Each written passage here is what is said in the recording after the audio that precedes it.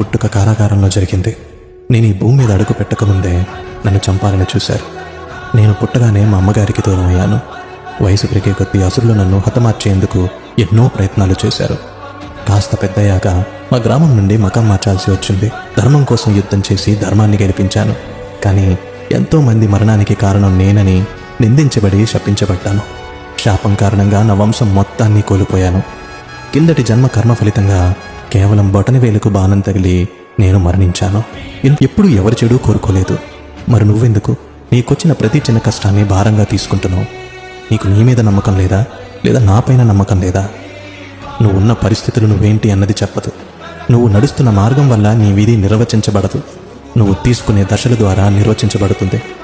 నీకు చెడు జరిగినంత మాత్రాన, లేదా నీకు ఎవరైనా చెడు చేసినంత మాత్రాన కృంగిపోవనక్కర్లేదు. కర్మానుసారం జరగాల్సిందే తప్పక జరుగుతుంది.